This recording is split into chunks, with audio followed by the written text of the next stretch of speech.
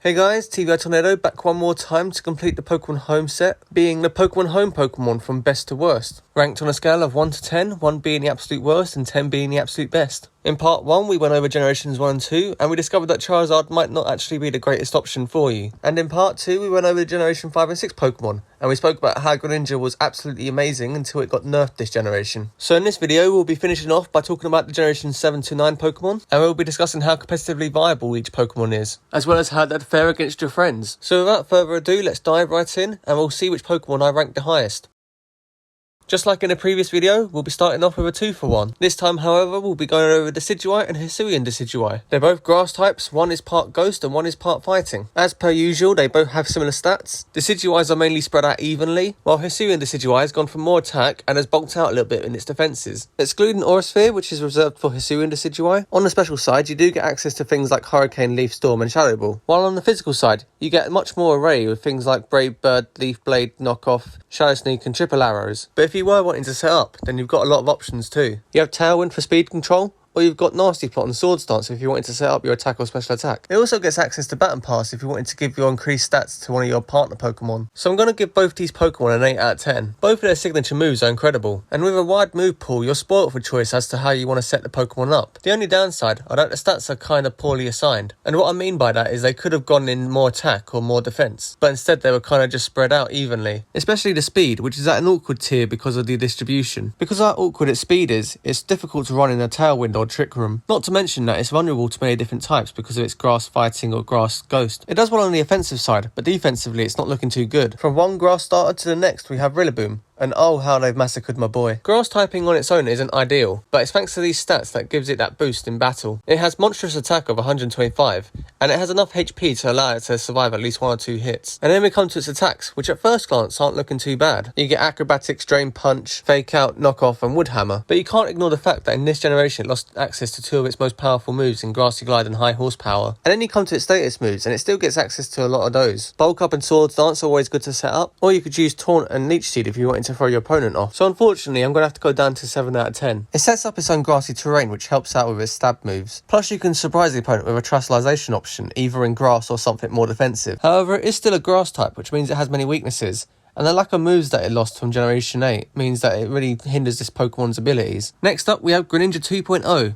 But this Pokemon arguably does the job better than Greninja. It has the Liberia ability, which is just a fancy word for Protean. But when we go over to the stats and the movesets, you'll understand why Cinderace is arguably the better option. It hits harder with 116 attack, and it even has similar speed to Greninja. And in terms of HP, defense and special defense, it's not the greatest, but at least it's a bit more bulkier than some other glass cannons. It has all these moves plus Zen Headbutt for physical offense, and if you did want Liberia to change you into a Ghost, Electric or Ground type, then it's not ideal, but you do get access to Shadow Ball, Electro Ball and Mud Shot, and then obviously you get the status moves. Court Change is particularly interesting, because if the opponent has set up Stealth Rocks, you can quite literally turn the tables and give them the Stealth Rocks instead. So 8.5 out of 10 for all the Protean reasons. You can change into 13 different types, and you can hit super effectively to up to 14 of them. The only real downside I could find are moves such as Pyro Ball, High Jump Kick and Gunk Shot aren't 100% accurate. Inteleon is next, and it's probably the most straightforward out of the 3 starters. Gets the Sniper ability and only has 2 weaknesses. Hits really fast on the special side, just know you'll probably need a Focus Sash to survive. It's got some pretty solid special attacks with Air Slash, Dark Pulse, Ice Beam, Shadow Ball and Snipe Shot. And then for status moves, you actually get access to Reflect and Light Screen, as well as some more interesting options with Haze and Taunt. Inteleon is also going to get an 8.5 out of 10. If you want a fast special attacker, then look no further, or you can use it for utility if you want to go down that route. Just be warned that while the stats are very well assigned, its 2 abilities of Torrent and Sniper are very situational compared to the other 2 starters. Not to mention that it has limited coverage moves and it's very frail.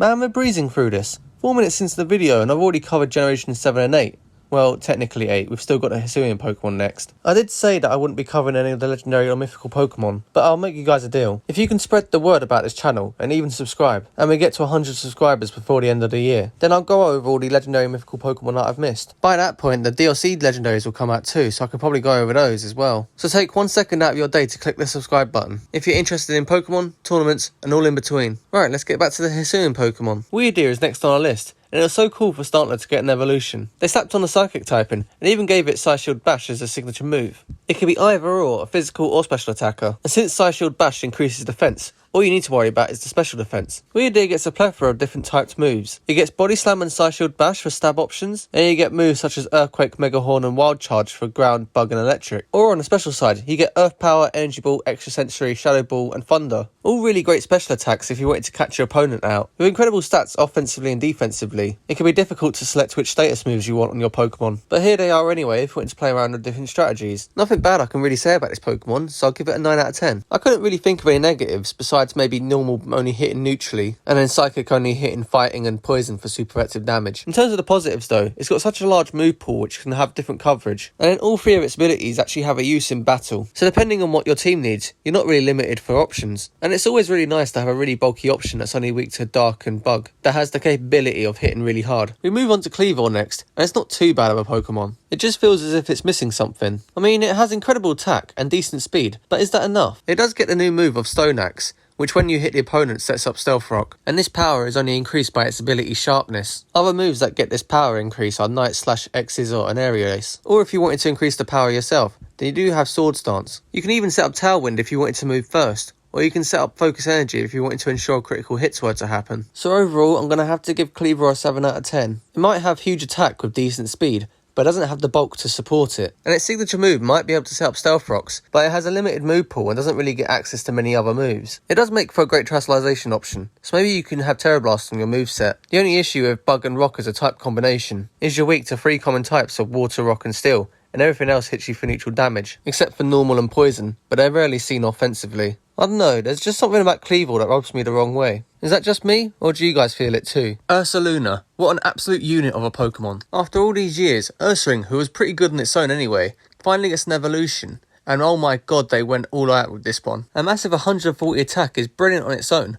but then you've got to think that it has 130 HP, which goes really well with the defense of 105 and 80 special defense. You give this Pokemon the Guts ability, and it's going to be one-shotting everything left, right and centre. It's that busted of a Pokemon that it has over 2 pages of physical attacks. If you look closely at each of the moves, you'll notice that it has every single typed move except one. It's only missing the Dragon typing, but if you were that desperate, you could always Terastallize and use Terra Blast. There are drawbacks however, because despite having every single type move, you are limited with how many status moves you get. With the stats it gets, you probably won't even need to use Swords Dance or Belly Drum. You could probably use Metronome if you really wanted to mess around. This monstrous Titan is going to get a 9.5 out of 10. Just the phenomenal stats alone sitting at a healthy 550, assigned in all the right places to make the distribution just impeccable. Because of the stat distributions, it's really bulky with a nice solid defense and special defense. This allows it to survive incredible blows, and because of how slow it is, you're more often than not going to be taking a hit first before dealing one back. But honestly, because of how slow it is, it'll probably need to be running Trick Room, and if you could pull that off, then it really isn't a drawback. One of the drawbacks, however, is how many weaknesses it has. It used to be a pure normal type, only being weak to fighting, but the introduction of ground makes it weak to a lot more types. You can easily get around this with Terastallization though. If you give Ursaluna the Flame Orb, and give it the Guts ability,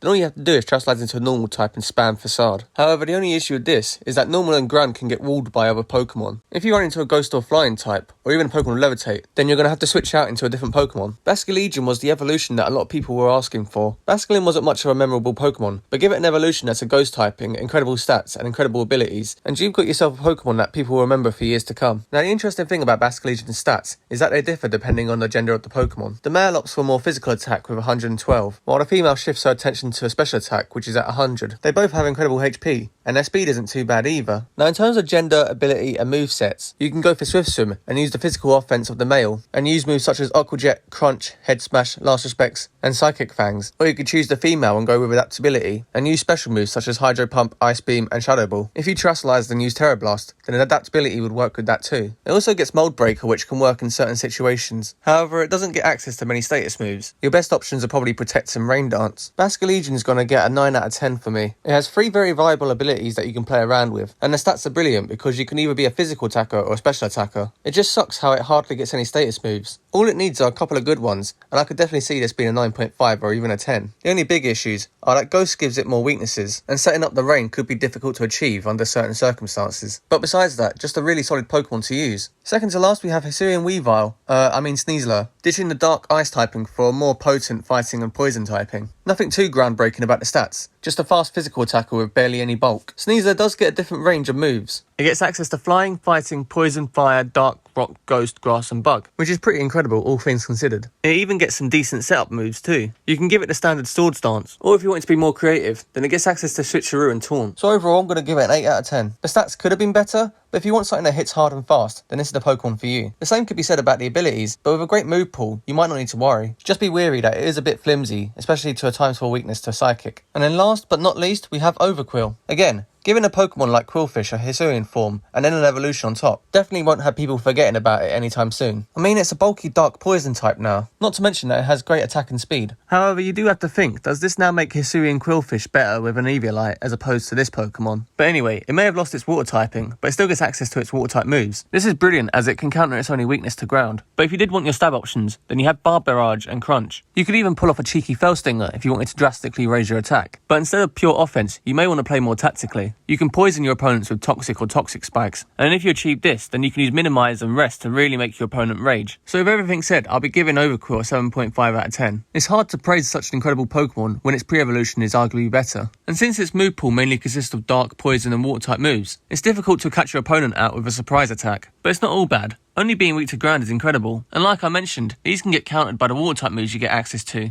And it does get some amazing abilities with Intimidate and Swift Swim. This allows you to run Overquill either offensively or defensively. You can focus on its physical attack and spam a bunch of different moves, or you can bulk out its defences and focus on poisoning the opponent. It all comes down to what your team needs as well as what your opponent's bringing.